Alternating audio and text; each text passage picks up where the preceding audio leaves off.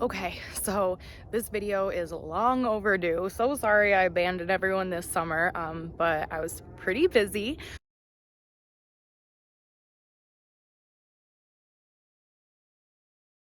But anyway, this is, I guess, the winter garden update. I guess I'll just go ahead and start taking you through the garden, and we'll take a look at everything that's growing.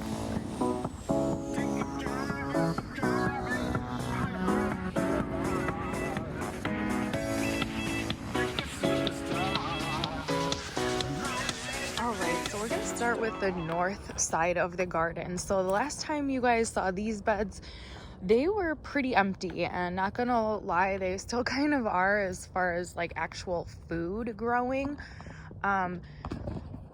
You know, these flowers have taken over, which is really beautiful and like really exciting here, but these beds have just struggled in their first year. I think possibly the soil that I purchased was not fully composted, so everything in here really struggled to get going. I'm not really sure if I even got that much food out of these beds so far this year, but I do have some good plants that took a little while to get established. I'll kind of try to rattle them off for you real quick. So back there is some kind of pepper. I lost the label, so I don't know what kind of pepper it is, but we've been eating them. They are pretty spicy. I'll flash a picture of it across the screen, and if you know what kind of pepper it is, let me know. This is a tomato plant that I got from Lowe's. I forget, you know, it doesn't really matter, I guess. It's some kind of a tomato, and it's too cold right now, so even though there's tomatoes, they are not ripening. This pepper plant I'm extremely proud of. It's got this morning glory growing all over it, so I apologize for that. But this is actually the Korean pepper. This is the pepper that they use to make the gochujang seasoning. So there's tons of peppers on here, but again, it's too cold and they're not ripening, so that kind of stinks. I had some different squashes growing in here that were really struggling. I had kale that the grasshoppers really ate a lot of. There's one little tatsoi plant, and then some just different flowers and herbs, and then that tomato plant there at the center of your screen is my first / second ever Brad's Atomic Grape tomato. I was pretty excited to find out that they are indeterminate, so long as this plant doesn't die, I don't have to ever worry about growing any of those ever again. I do have another one, and if we make it that far, I'll show you that one. But anyway, here's one of the tomatoes. Just like my peppers, they are not really ripening because it's too cold outside, but they are really pretty, and hopefully, you know, I'll be able to eat and use some of these when it warms up. I'm really most interested in making like bruschetta and sun-dried tomatoes and tomato powder. I'm not sure how well these will work for those. I don't even really know if these are considered like a tasty tomato, if they're more for just looking at. I know they say they're tasty, but I'm skeptical. So anyway, that's the Brad's Atomic Grape. Over here again, like there's not much actual food. Hey, it's post-production Anastasia. On the left of your screen is actually a habanada, and I did not mention it in this video, so I guess I'll just have to do a whole separate video on that pepper plant. There's a lot of herbs growing. There's a Luffa growing, and then some mint, basil, sage, green onion, and some cucumbers that are really struggling, but I'm hoping if they just don't die this winter, as soon as it warms up, they'll start producing cucumbers. So that'd be really awesome. And then I do have a couple bean plants over here, believe it or not. These are actually the biggest that I've ever grown of this variety. These are the purple hyacinth / Bodhilda beans. I have grown a lot of these in the past. These are the biggest ones I've ever grown. These are like a dry bean. I'm not sure what the terminology is. It's like shelling bean or something. So I actually have been saving them and drying them. They seem to do really well in the heat, during the hot summer. At least they did last year. And so they seem to do decent in the cold as well. They're not producing a ton of beans, but it's enough, I guess. And the plants seem to live for quite a while. So I'll let them continue growing. This here is, it's like tickling me all over here, but this is the Morning Glory Moonflower. Oh my God. It is completely taken over. It's just everywhere. It doesn't look super pretty right now, but because it's a little bit cold, and so mostly all the flowers have gone to seed, and I've tried to keep up with that, but it's been a challenge. But anyway, there's those, and then there's loofah and bottle gourd mixed in here. So I know it looks like a lot right now, but hopefully in the summertime it'll be like wonderful shade. And on the note of loofah, Jesus, I already have like a dozen or so that I picked that are drying on my back porch, and it looks like there's at least a dozen more still going, which shocks me because it's pretty cold. So I guess this one is telling me it's ready to be picked, because I was out here yesterday and this wasn't just like dangling free. So I guess I'll have to pick those today. It was also really extremely windy last night, so those might have kind of blown off or something. But anyway, yeah, I'll clip those and let them start drying. And that's my 2 long beds. If you follow my channel, you remember when I put these in, they're 18 feet by 4 feet, and then they have the 2 arches in between where I'm growing things on those arches. So then these 2 beds are new as well.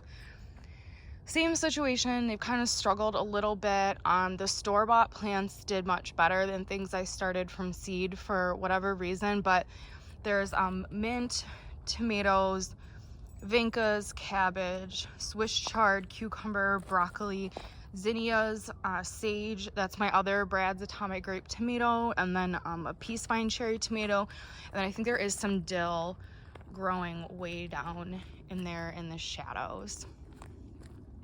This is a different climbing flower. This is the only actual plant I have of this one so far. It's the Cardinal Climber. It's been really, really pretty. The hummingbirds have really loved it.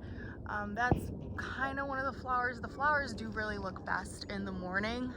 And with the cold, they're just not doing fantastic, but that's no problem. And then I showed these on my night walk video, that these are the, what are they called? Oh, the Climbing Black-Eyed Susan Cosmic Candy Mix.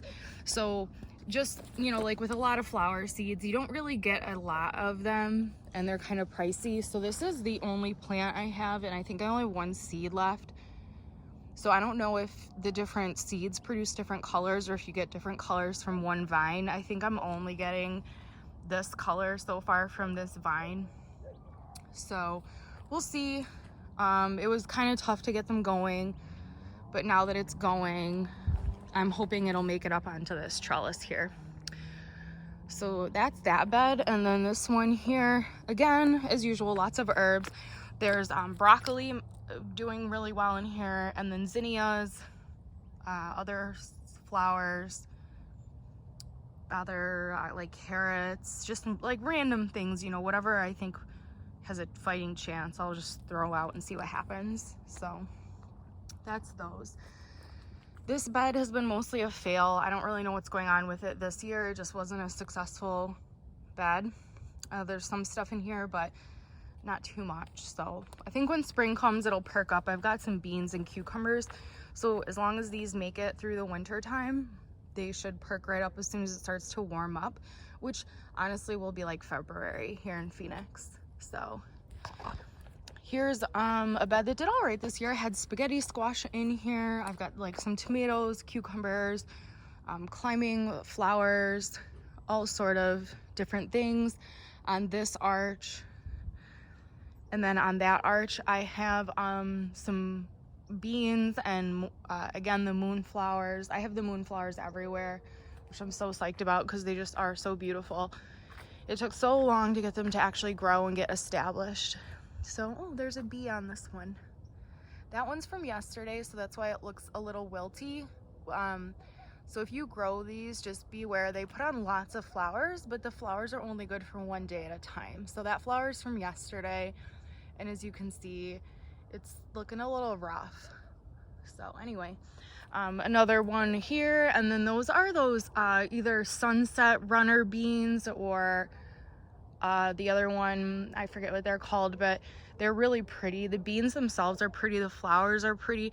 So I'm really, really extremely hopeful that these make it through the winter, because I've really struggled to get these to grow ever. So hopefully if they get really well established when the summertime comes, we'll have lots of those beans. This bed is a whole nother level of fail. Again, I'm not entirely sure what went wrong here. There's one cucumber in there. This bed had tons of Armenian cucumbers this summer, and then that was it. And then nothing else really grew here. So it might just need an overhaul, you know, fresh dirt, fresh fertilizer and everything. But as of right now, there's like one vinca and one cucumber and like a green onion. And there was some potatoes growing in here, but I think the birds ate all the leaves off of it and then it died. So here's a pretty successful bed. I will not rattle off everything that's in here because it's just way too much, but I have some really great heads of broccoli in here. Not sure if you can tell how big they are. So here's my hand, and there's the broccoli, and then there's one over there that's bigger. So there is that, and then there's my hand. So it's pretty big. It's still cold though, and so I'm gonna let it get bigger. I've never really done well with broccoli grown from seed, even though I try every single year. These are starts from Lowe's, and since broccoli is Tim's favorite plant, I just, you know, I was like, well, whatever, we'll get the starts. And so I'll see if I can't get more to start a whole nother round, because I should have time to grow a whole nother round of broccoli. I think I have 6 plants in the ground right now, and I'd like to have more broccoli this year. The leaves are also edible. I know my dad eats them. I tend to break them off and put them on the ground for the rabbits to eat, because then they kind of eat that instead of my garden. And then the dogs actually like to eat them too, although I try not to give it to them too often. So that's that. The only other thing I think here is I have this mint plant that is completely like out of control, which I knew would happen, but what I've been doing is I've been pulling up the extra plants and planting them elsewhere in the garden, and that's been really successful. So hopefully, you know, I failed at growing clover, but the mint that I've been planting around is doing well, and the rabbits didn't used to eat it, but now they do eat it. So I think if I have a lot of that growing, maybe the rabbits will eat that instead of my garden. Again, zinnias. A lot going on here, mostly a lot of peppers. We've had a lot of peppers this winter time. This is a jalapeno and a Santa Fe Grande pepper. I've been dehydrating them and sieving them, and we eat some too. So yeah, that's this one. And then the last bed is this bed here. I've also struggled to get anything to grow in this bed, not for lack of trying. Again, not really too sure what's going on here. Probably needs a whole overhaul with fresh dirt, fertilizer, maybe some more irrigation hoses. And then this I thought was a raspberry plant, but it might actually be a mulberry tree. Either way, can't wait to find out and can't wait to get some fruit. So that actually went quicker than I thought. I'll do the fruit trees because I've added a bunch of fruit trees. I'll do those in a separate video, but that's the vegetable garden. And since it's been a while, I'll go ahead and kind of do the perimeter here.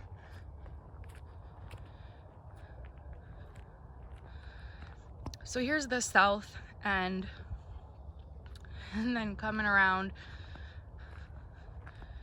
to the east, I have these 2 solar fountains that run when the sun is out, which is, you know, every day.